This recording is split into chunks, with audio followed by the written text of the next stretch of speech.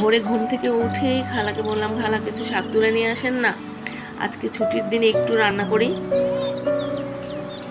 এমনিতেই ঈদের মধ্যে অনেক রোস্ট পোলাও এগুলো খেয়ে আর ভাল লাগছে না, এখন একটু শাক ভাত খেলেই ভাল লাগবে মনে হয়।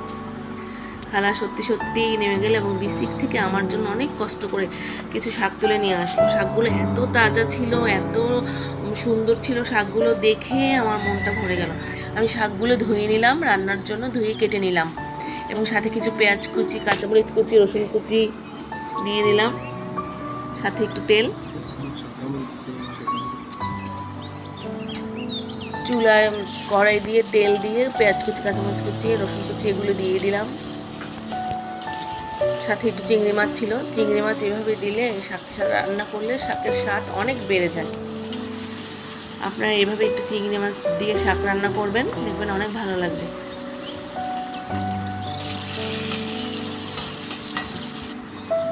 পেঁয়াজগুলো একটু ভেজে নিয়ে রাখলাম নেড়ে চেড়ে।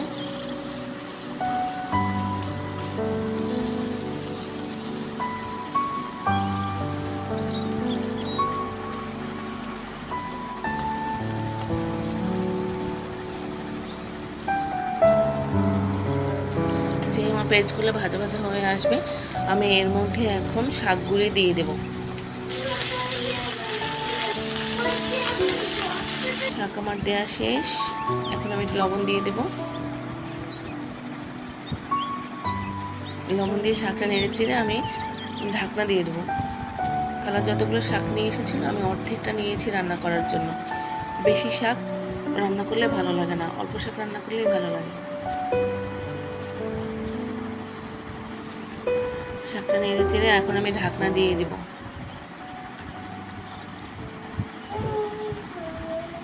ঢাকনা দিয়ে দিলাম, ঢাকনাটা উঠিয়ে এখন আবার একটু নেড়ে চেড়ে নিলাম।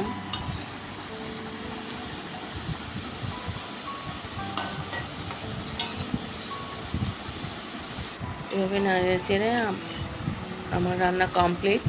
শাকটা ভাজা ভাজা হয়ে এসেছে। আমি শাকটা বেড়ে নিলাম বাটিতে। শাকটার দেখতে তো খুব সুন্দর লাগছিল, চিংড়ি মাছ দিয়ে শাকটা, এবং রান্নাটাও শাকটা খেতেও অনেক মজার ছিল, সব কিছু একদম পারফেক্ট ছিল। এভাবে আপনারা চিংড়ি মাছ দিয়ে শাক রান্না করে খেয়ে দেখবেন, অনেক ভালো লাগবে। ধন্যবাদ।